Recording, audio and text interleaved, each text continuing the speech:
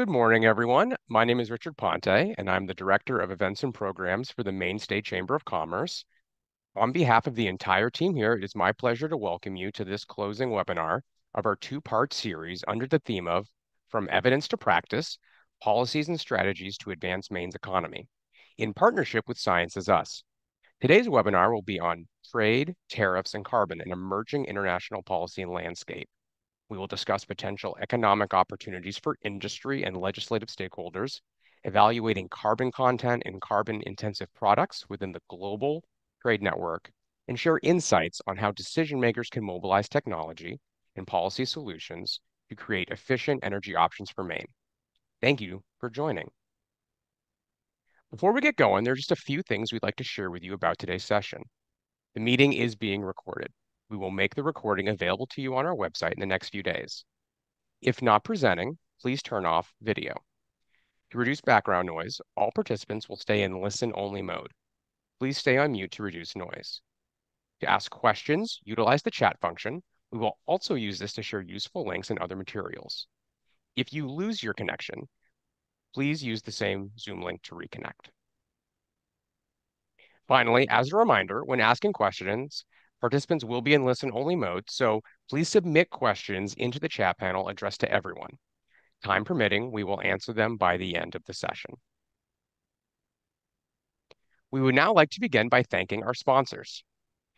Our presenting sponsor this morning is Science is Us, and our 2024 webinar series sponsors are AARP, Central Maine Power, Northeast Delta Dental, Kennebec Savings Bank, and Sun Life Insurance. Again, many thanks to all of our sponsors this morning. It is now my pleasure to introduce the President and CEO of the Maine State Chamber of Commerce, Patrick Woodcock. Patrick will be moderating the conversation today. Good morning, Patrick. Well, good morning, and thank you all for joining us. This is an ongoing webinar series that we have partnered with Science is Us to talk about climate change, effective policies, and today we're looking at, in the aftermath of the election, an emerging international landscape on the implication of carbon and trade. We're so pleased to partner with Science is Us. I'm going to keep my comments brief because I know Senator King, who is joining us today, his time is limited. But I will say that in Azerbaijan, where they're meeting under the Conference of Parties, that they're talking about the regulatory framework for carbon trading, funding from international to developing countries, and also an emerging issue of effectively how to account for carbon-intensive products in the trade of goods going to countries that may be encompassing carbon pricing on a domestic level. I don't have to tell anybody here that we've seen Maine's manufacturing economy decline in employment over the years. Some of that manufacturing has gone to countries that had lower environmental standards, lower labor standards. And the question we have today is there an emerging opportunity for those states, those regions that are focused on lowering their carbon emissions and the embedded carbon in the products they produce? I'm so pleased to partner again with Science is Us, and I want to move to my partner in organizing this, Tatiana. Thank you, Patrick, and good morning to everyone. As Patrick mentioned, I'm Tatiana Nin, and I'm the Acting Executive Director for Science is Us. And I just want to take a brief minute to tell you a little bit about what we do and who we are and how we came to partner with the Chamber. We are an initiative that really was created to try and bridge the gap between the scientific community and the general public. We have seen a rising polarization of our society and politicization of science. And so we have seen way too many pieces of legislation passed that are not really rooted in scientific consensus. So we try to engage with stakeholders by connecting and building partnerships with community leaders, such as the Chamber, and providing resources, educational events, and connections to the scientific community on issues that matter to us, to all of us. And so with that, I just want to thank everyone for attending, our speakers, and Patrick for being a champion in the field. Well, with that, I do want to introduce our first speaker, Karen Palmer, who has a long history with the state of Maine, with Resources for the Future, to give an overview of the international landscape on domestic carbon pricing and implications. Karen. Thanks, Patrick, and it's an honor to be here as a native Mainer, spent some time in the county and who graduated from Brunswick High School. I'm delighted to be speaking with this Maine audience. So our focus in this session is on carbon and trade and ways to reduce emissions that contribute to global warming. And it's important to understand that since the 2015 meeting of the United Nations Framework Convention on Climate Change in Paris, a country-specific approach to mitigating greenhouse gases has been the pathway for kind of moving forward internationally on combating climate change. And what that means is that each country makes its own commitment for emission reductions, the so-called nationally determined contributions, and enacts its own plans and policies for how to reach those goals. Now, many countries have defined climate goals have adopted carbon pricing as part of their emission reduction strategy. And as we consider that approach and how it intersects with international trade, I want to focus on the G20, which is pictured in the map that's about to be on your screens. So the G20 has 19 national, that is individual country members, and 2 collective members, which are the European Union and since 2023, the African Union. So the individual country members are shown in dark green here, and the lighter color is the collectives.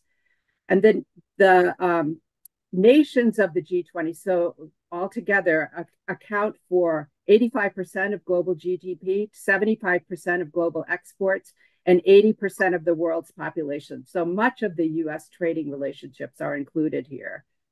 When focusing on climate policy, I recently learned that of those 19 individual countries, only 3 do not have national policies that impose some form of price on carbon emissions. So those include Saudi Arabia, Russia, and the US. So that's out of the countries shown here in dark green. So we're kind of in a different place in terms of federal climate policy than many of our partners in the global community. Of course, one reason why jurisdictions have traditionally been reluctant to price carbon or even use other mechanisms to reduce carbon mechanisms such as, say, emissions requirements or emission rate standards, which tend to be even more expensive than pricing carbon, is that those approaches will raise the cost of their exports. And that could lead to industry flight or job flight or emissions flight. So even if efforts to reduce emissions within a jurisdiction are successful, they may raise emissions elsewhere. There's a fear of that, and that could limit their global effectiveness on various fronts, something we call leakage. The more international trading partners that adopt carbon pricing, the less leakage risk there is from that particular policy. And there are also other mechanisms that are being deployed to combat leakage. For example, the European Union, which prices carbons through its emissions trading system. And since I'm in Washington, we always use 3-letter acronyms, although this is a European 3-letter acronym, which is ETS, recently implemented a carbon border adjustment mechanism, which has its own 4-letter acronym, which is the CBAM for short. So the CBAM works by imposing costs on emissions associated with imports from nations outside the EU trading system. And the CBAM essentially that imposes fees that reflect the emissions intensity of important goods and any emission fees that they may have already paid.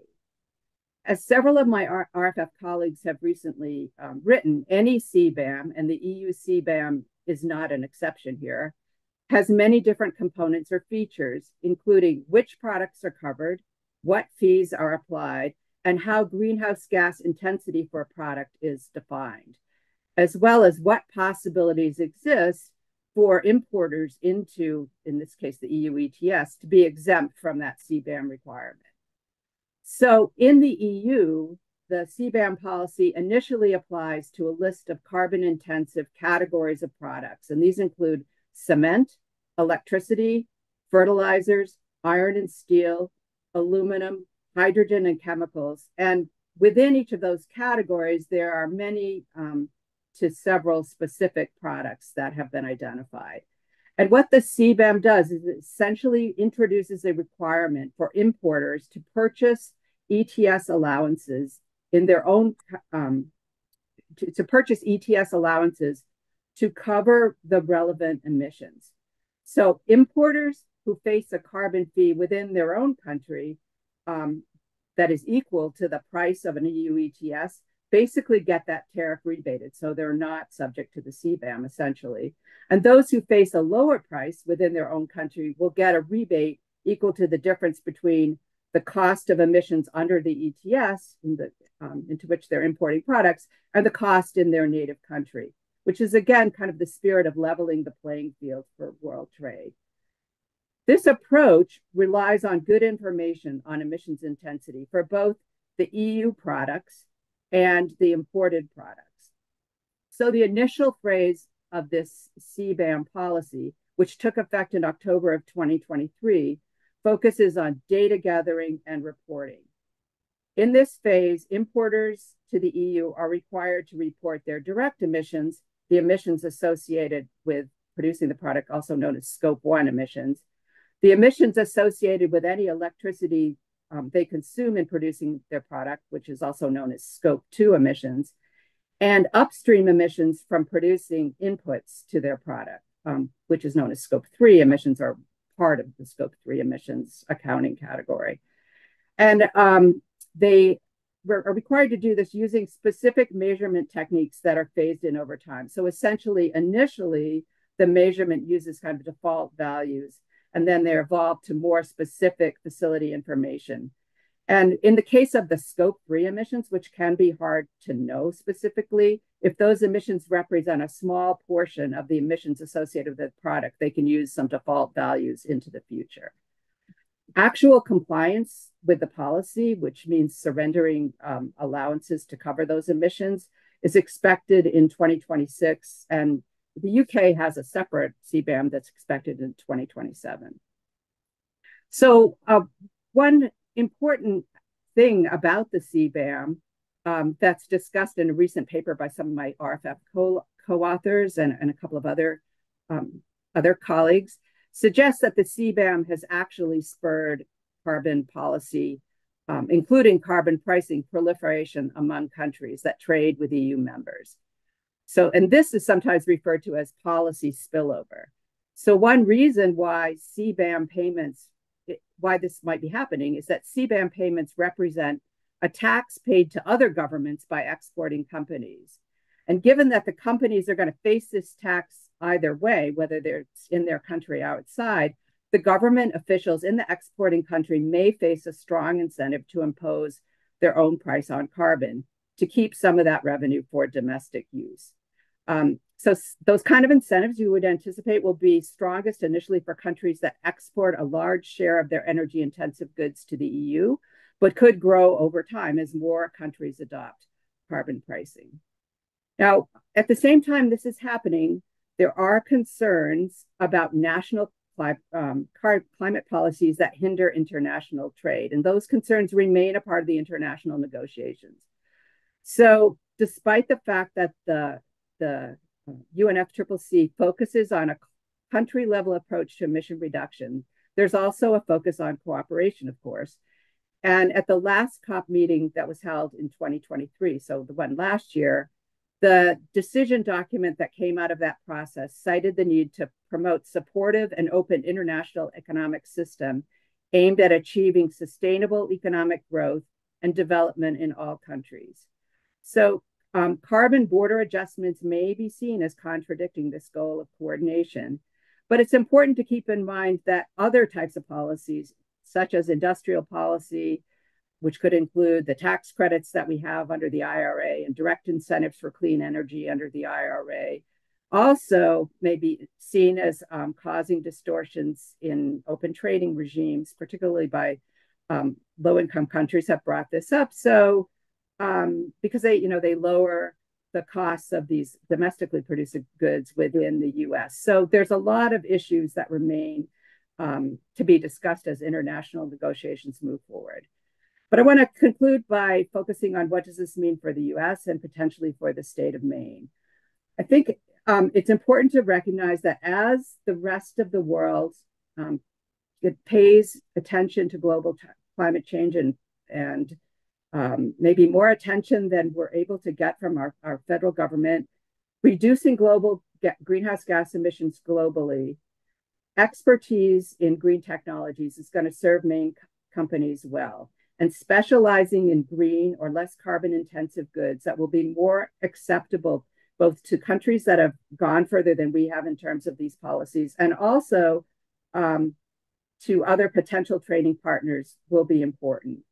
What role pricing carbon emissions will play in evolving U.S. trade policy remains to be seen, but there are several global companies that are active in the U.S. that are committed to reducing their carbon footprint and selling products and services that will help those companies make good on their commitments could be a source of economic opportunity going forward. So I'll stop there. Karen, thank you so much for that overview. I now wanted to turn to Senator Angus King. We're so thankful for you joining us today, and moreover, for the background and experience you bring in energy to the U.S. Senate. Many on this call are aware of your leadership for Maine. You've had a career in energy before entering public service, a member of the Energy Committee, and I as previously a member of the State Energy Association, really remarkable experience that you brought to your role in the U.S. Senate. I did want to turn to you for your thoughts on this international development and implications for potentially bipartisan work on ensuring that we are not importing carbon-intensive products into the United States. Well, Patrick, thank you. And thanks for that very kind introduction. I mentioned to my colleagues on the Energy and Natural Resources Committee recently that I think I'm the only senator ever to apply to FERC for a permit. So I do bring sometime relevant experience. You mentioned the word bipartisan. Nobody knows where we're headed in next year with in terms of what the president's priorities are going to be, what's possible in the new Congress. But this may be a place where there is an opportunity for bipartisan work, even in terms of tariffs, because that's something the president is obviously interested in. So let me start with a bipartisan bill that's pending right now that is supported. It's called the Prove It Act. And it mentions, I underlined when Karen was talking, by the way, that was a wonderful presentation, not surprising since she went to Brunswick High, you know, I get that. But she used the term good information. And I had written in my notes, data. Good policy starts with good data or good information. And right now we really have a kind of instinct about carbon intensity of various products produced in various parts of the world, but we really don't have any substantial data. So the Prove It Act is a bipartisan bill. Whenever you have Kevin Cramer of North Dakota and Angus King of Maine on the same bill, that's a pretty good place to start in terms of reaching out. Chris Coons is also a lead sponsor of the bill, but the idea is simply to collect the data on carbon intensity on a whole range of products so that we know what we're doing versus other countries on the same products. That then gives us a base upon which to develop good policy. The way the bill works, it provides a 2-year opportunity for the Department of Energy to do this study, and then we'll have a basis to go forward. Now, so I think that's an important first step. And I'm Patrick. I think there's a chance we might be able to pull that off. The danger, of course, is that there are people down here that essentially anything involving the word climate change or carbon intensity or any of that is immediately suspect and perhaps steadfastly resisted. But we're starting with some bipartisan support, and I hope that this is something that we can do. We ought to be able to do it. It's sort of obvious to just collect the data. Second issue, though, is a kind of border adjustment or a tariff you can call it what you will, but the idea being to apply a price to those trading partners who aren't paying attention to this subject, and therefore stimulating them to do more with their own carbon policies. Karen mentioned that apparently this is already working in the EU, where some of the EU trading partners are taking cognizance of this, and of course, dollars and cents is one way to do it. So we know that the new president is very focused on tariffs. Now, whether he'll focus on a tariff that involves carbon intensity and climate change, I don't know, because he's notoriously not exactly enthusiastic about legislation dealing with climate change. But I believe, again, we're going to have to try to move forward in this area. And I'll commend to you something I wrote 15 years ago. When I was teaching at Bowdoin, I wrote a series of essays for their little online sort of news magazine.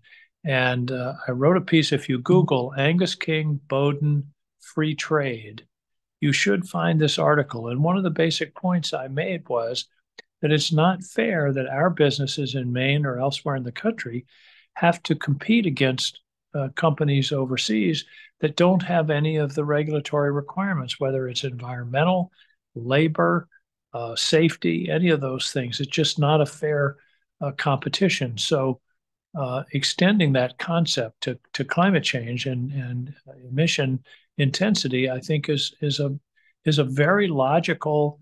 I'm not big on tariffs generally, but this is a place where the tariff is actually leveling the playing field.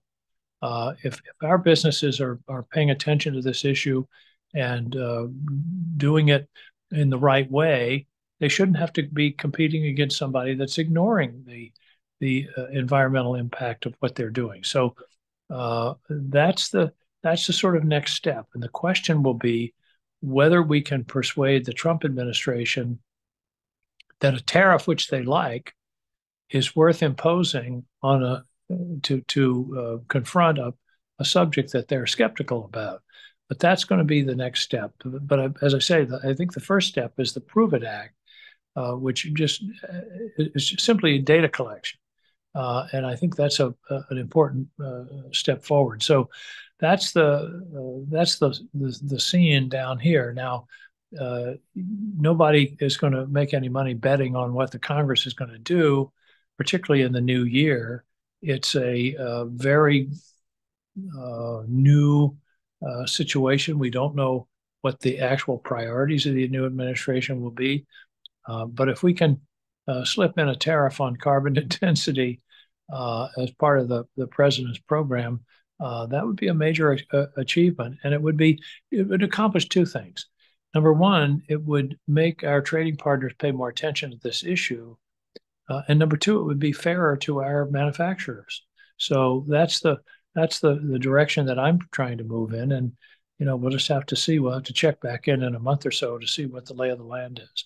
But I want to thank you for inviting me, Patrick, and great information. I loved Karen's presentation. So a lot happening. And, I guess I ought to conclude by saying this is something we need to do. I was down in Bremen, Maine on the coast about 6 weeks ago with a kind of roundtable. Actually, it was a bunch of us standing in a circle talking about the tremendous damage that was done in Maine by those coastal storms back in January, and developing resiliency plans before the next storm hits. But we in Maine know that climate change is real. The Gulf of Maine is heating up faster than any body of water on Earth, except for the Arctic Ocean. And it's affecting our fisheries. It's affecting intensity of storms. It's affecting our shoreline. So this is something that we really do have to confront. And the sooner the better. So I'll leave it at that. Thanks very much, Patrick. Well, thank you, Senator King, for your leadership on the Prove It Act and trying to find methods to bipartisanly address climate in the new Congress. It's striking the co-sponsors of the bill and also the stakeholders, the U.S. Chamber supporting the legislation. And I think it reframes we've seen economic opportunities with addressing climate change for the clean energy jobs, but this is reframing that maybe the United States would be in a competitive advantage with our traditional manufacturing, given that our energy intensity is low with steel, with some of the cement, carbon intensive products. So I was intrigued by the legislation, and I think it really fits this moment internationally that's developing. Is there anything that we can do and the audience can do to support your efforts with the Prove It Act? Well, I think that it's we, as I say, we have bipartisan support. I don't think there'll be much trouble generating support among Democrats. The difficulty will be with Republicans again, who will be suspicious of anything that has anything to do with climate change. But to the extent your members, and particularly your associates around the country, have an interest, and I think we have a direct financial interest in this because of the efforts that have been made in this country. To the extent you can contact, excuse me, to the extent you can contact, I'm sneezing, that you can contact your associates around the country and urge them to urge their senators and members of Congress. This should be a bipartisan, collecting data should not be a partisan issue. Well, I will put in the chat a link to the legislation. I'd recommend everybody to review it. Senator King, I'm so appreciative of you joining. I know it's an incredibly busy time with a new administration coming in and the elections. So I do appreciate giving this insight and your efforts on enacting Prove It Act and your overall energy agenda. Thank you. Thanks, Patrick. I'm going to have to drop off, but I look forward to learning of the results of the conference. Thanks for doing this. It's very important. Thank you, Senator King. At this point, I wanted to turn to Professor Bobby Cates-Garnick to maybe turn the conversation to a really regional aspect in New England. For those who do not know, Professor Cates-Garnick with the Fletcher School, she has been a longtime state leader, been a counterpart of mine, and is now really with the Fletcher School looking at internationally what the emerging dialogue on climate mitigation and also what the New England has for advantages in a emerging international paradigm with carbon adjustment mechanisms and potentially tariffs. Bobby. Thank you, Patrick. Thank you, Tatiana. And thank you, Karen. And I just have to say my main bona fides come through my husband, who's a Bowdoin graduate. So, but even though I'm located in Massachusetts, I do feel a kinship to Maine. So first of all, my presentation will be a little different. It's a little more general, but I'm going to focus on placing Maine and New England in the global context, since energy and climate are truly global issues. And we see them often as local issues, but we really have to think of them in a more broad perspective as being global. And the other thing I'd like to talk about is floating wind, offshore wind in Maine, because ironically, there's some opportunities there for Maine that may not be apparent when one thinks about it at first conversation. So New England's energy policy is global, even though we don't always think about it. And when we talk about state energy policy, the buzzword, if you're in the global conversation, is subnational.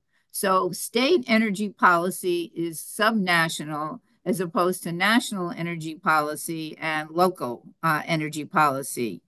And issues that are framed globally are issues like supply security, development of supply chains, and this will really become important as the CBAM moves forward in Europe, because right now many of our supply chains, as we know, are global, China, Europe. So we have to think that the supply chains for a lot of our energy operations are global. We think of energy globally, at least in New England, because we have our imports of Canadian hydro. So that's another way that we have to think about things globally.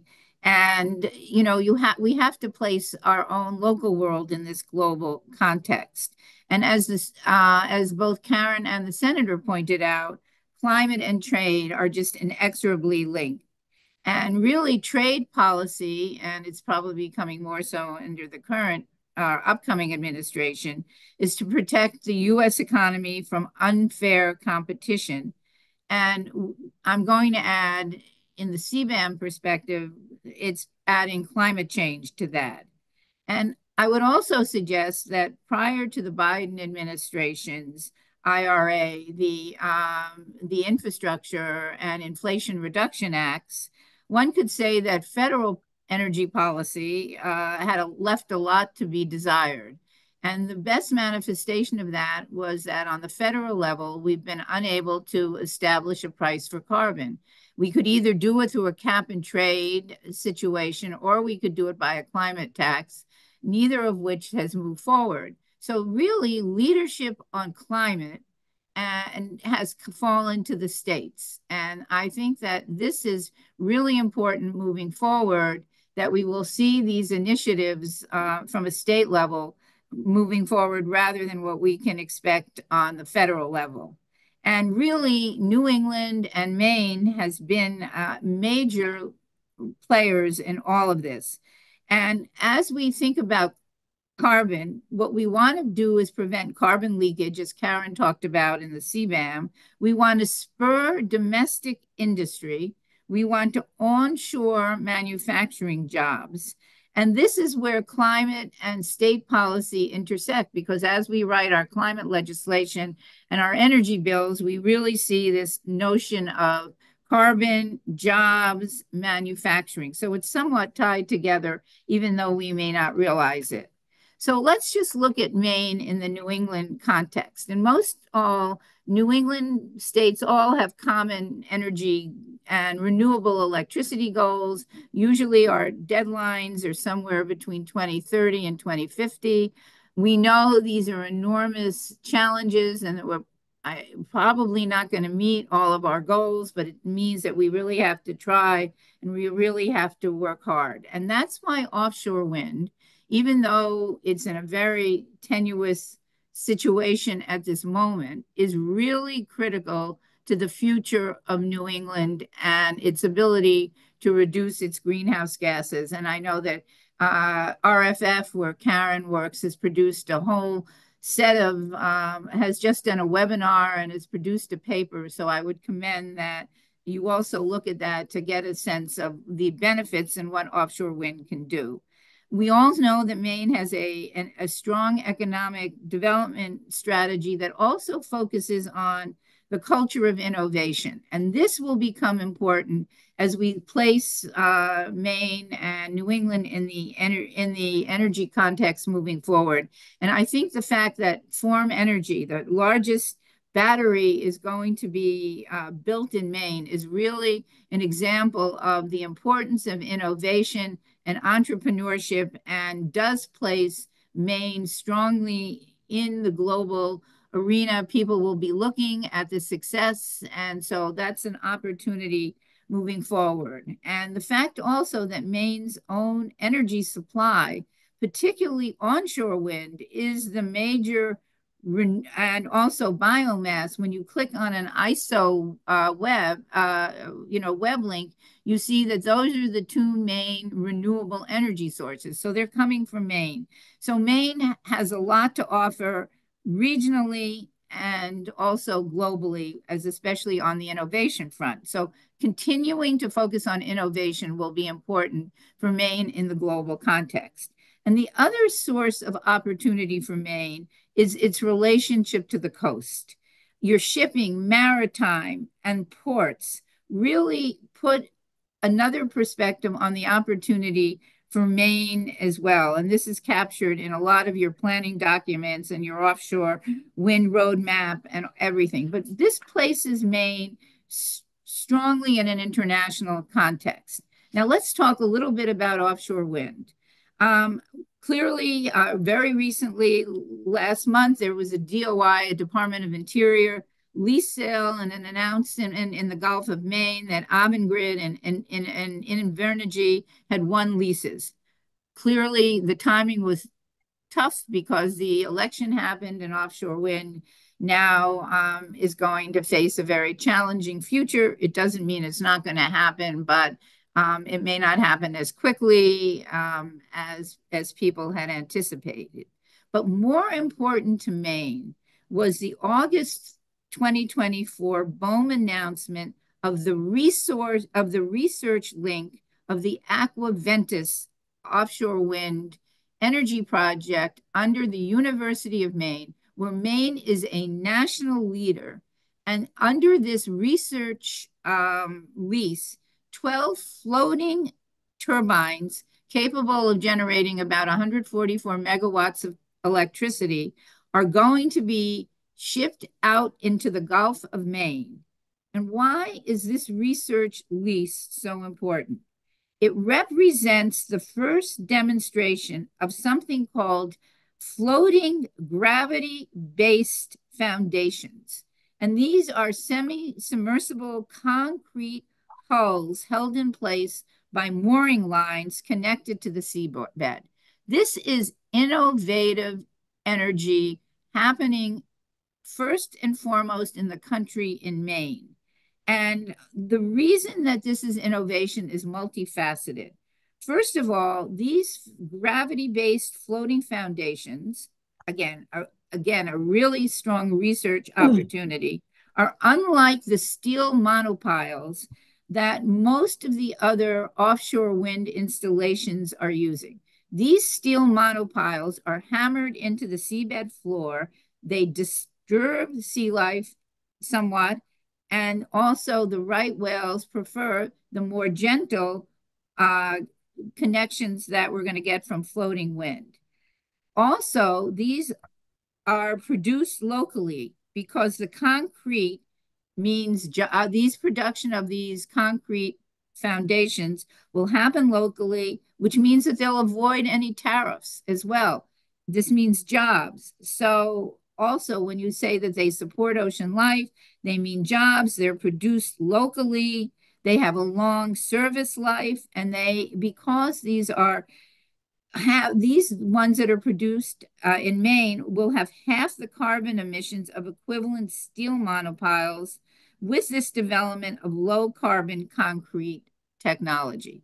I'm not an engineer. I can't explain it as clearly as my colleagues have, and they've written a paper that is called Low Carbon Nature Inclusive Concrete Gravity-Based Foundations.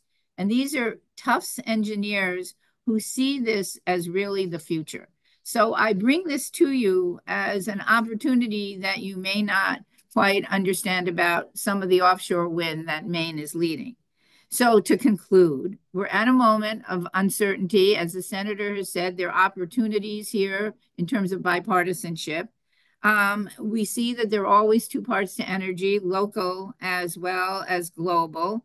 But states have led in the past. And I think that during this period, they're going to continue to lead. And I think that Maine has an opportunity here to punch above its weight in terms of bringing innovation, jobs, and connecting the local and the global context from a leadership position. So thank you very much for letting me float these ideas out as well. And I look forward to what we receive in the chat. Thank you. Well, thank you, Professor. I'm going to put into the chat a link to the Prove It Act and start with a few questions for the panelists. Please do, if there are questions. I'm already seeing that there are some questions coming in. Karen, I wanted to pick up on your comment about the Conference of the Parties statement in 2023 that may have indicated that creating border adjustment tariffs may not be consistent with best practices. I'm paraphrasing kind of your statement, but where do you see an ideal policy emerging where different countries have different levels of ambition, different carbon pricing, and ultimately how is that accounted in international trade?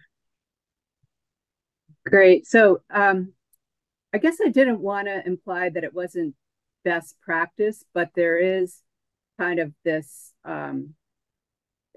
naturally created conflict between the way the UNFCCC operates, given the Paris Accord, where they're doing a bottom-up approach because efforts to agree internationally on kind of a global price on carbon or a global cap and trade just weren't going anywhere. So let's have countries come to the table, make things transparent, but continue to support free trade. And I think the issue becomes that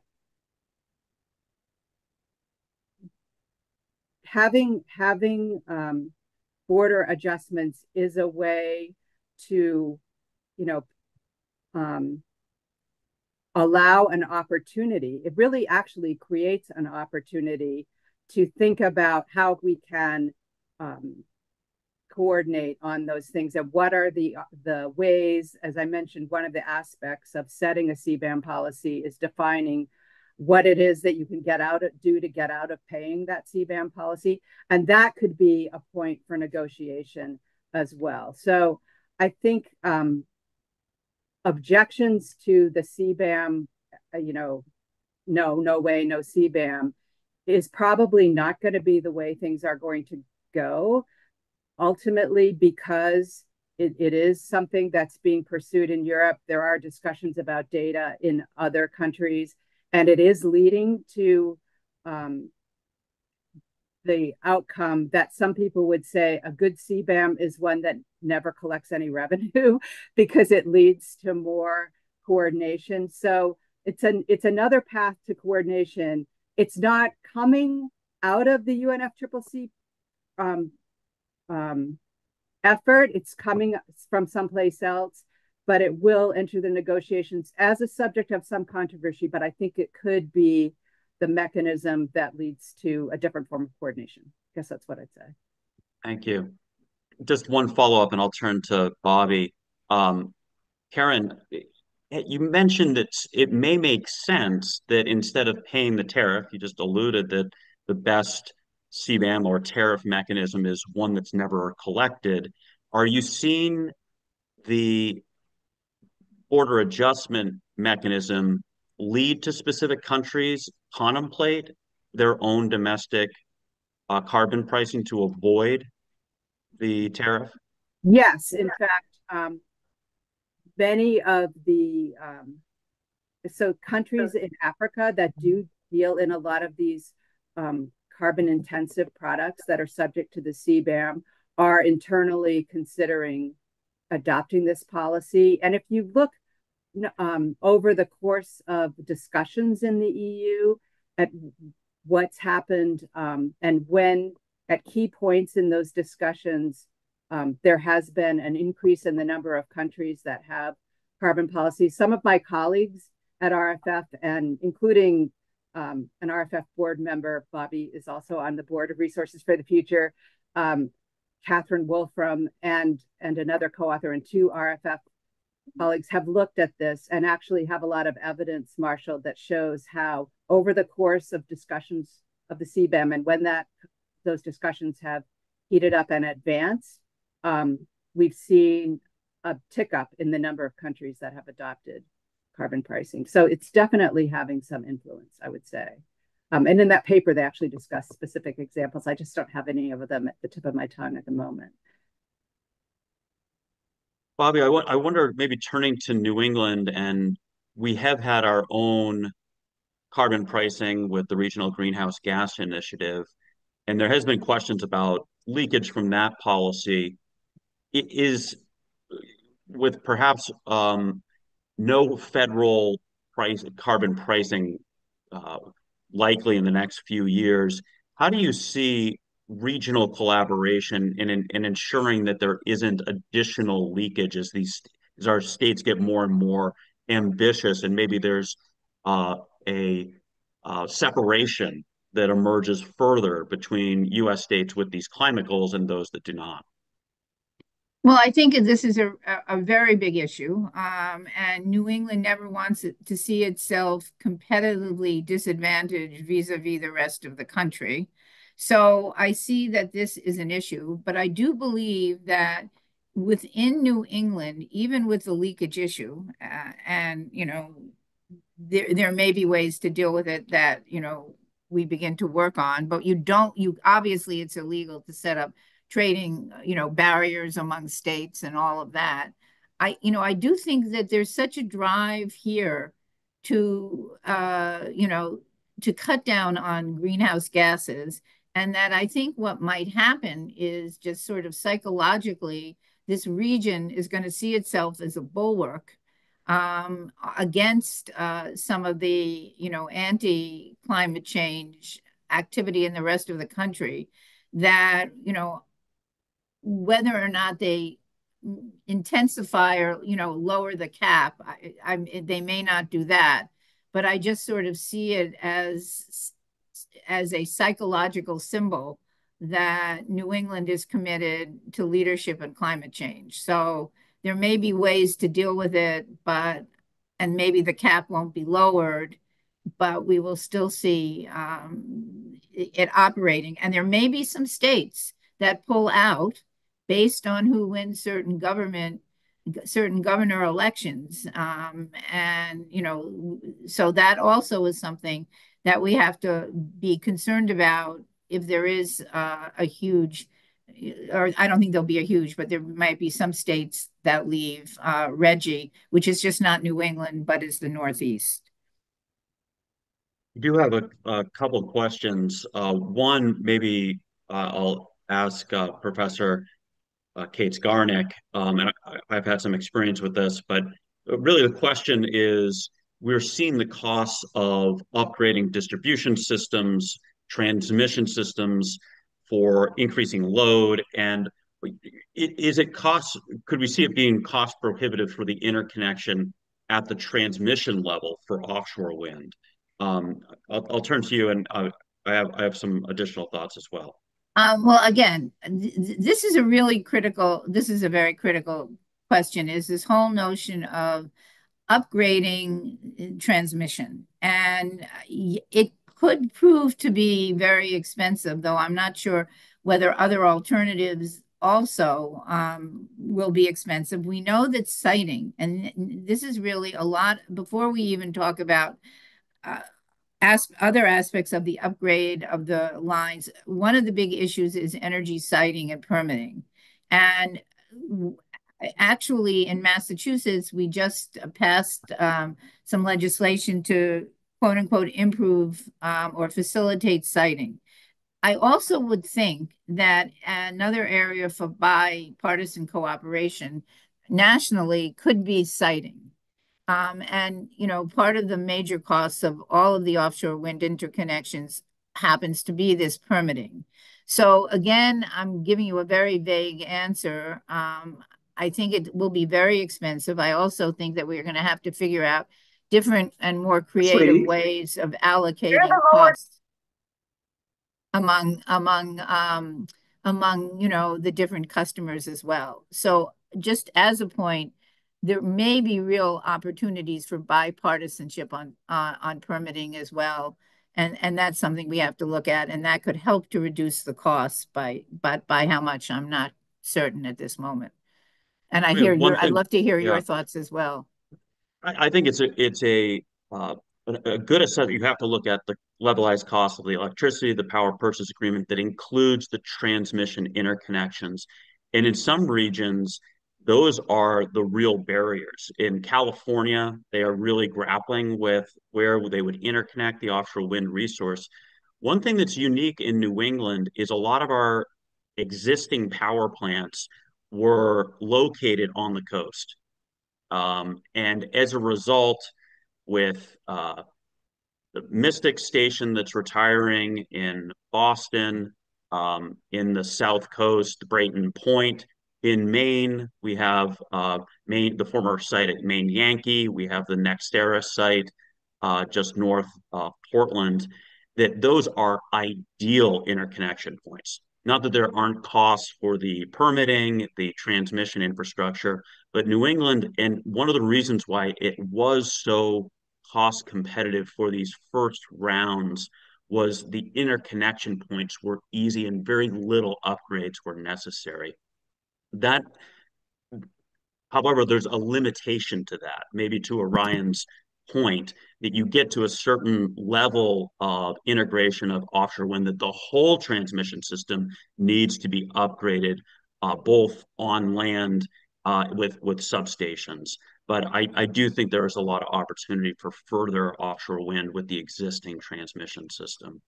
And I think, Patrick, I think you're absolutely right. The issue of the point of interconnection is really a critical issue. It's a technical issue, and it's a financial and an economic issue.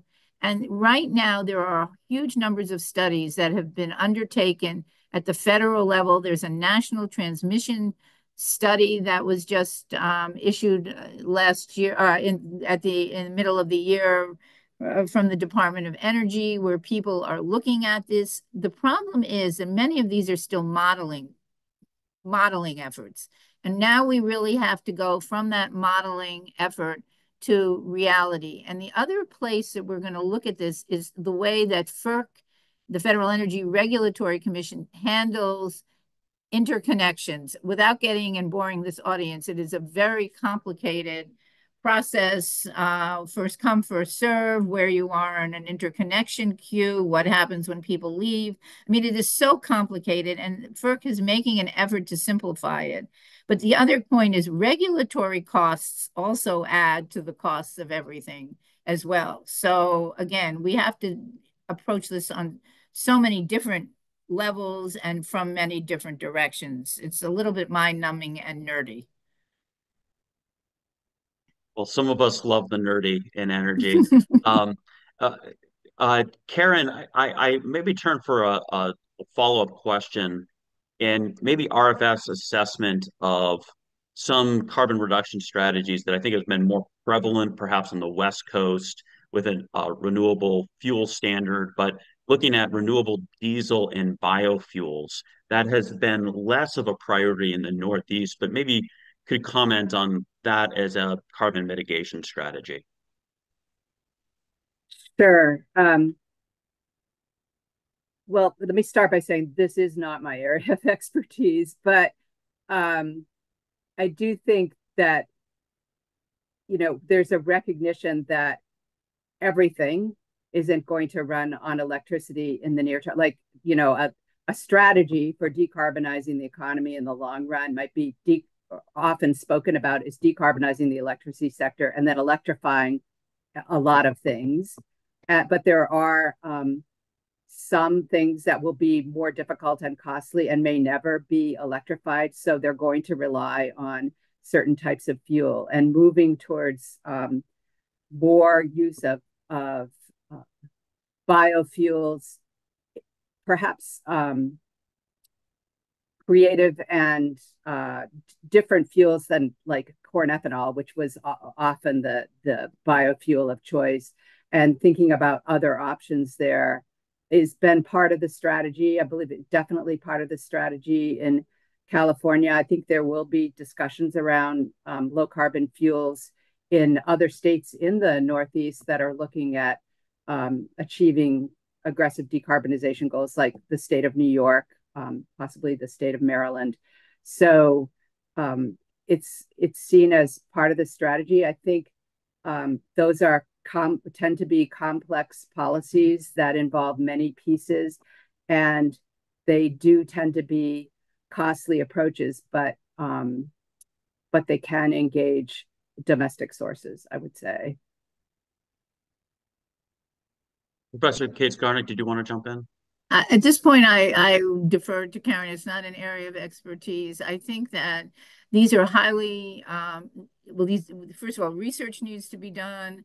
And the other comment to be made is, there will be expenses along the line, and these will become politicized conversations as well. So yes, it's a great opportunity in very targeted, isolated places, but I don't see it as a broad national cure-all for some of the other problems that we're facing. And the other point is the electrification also of the car fleet and how all of this moves. It's all interrelated and somewhat complex. Well, thank you. I would turn if there's a final question from the audience, but maybe if there are any final comments from the two of you as we approach the end of our hour. I think it is a really intriguing issue of integrating carbon accounting in the international trade with so much focus on tariffs with the recent election. So maybe some final comments and areas that we should be focused on in the Northeast. Maybe start with you, Karen. Yeah, so I do think I think the senator brought this up, but the Northeast and it's an area that, as Bobby pointed out, adopted the Regional Greenhouse Gas Initiative, and that's been around for a long time. But even before that, there's a lot of sources of electricity like hydro and things that mean that the energy generated, particularly the electric energy generated in Maine and in particular out of the New England states, is largely decarbonized, and that's going to be a thing that the state can take advantage of.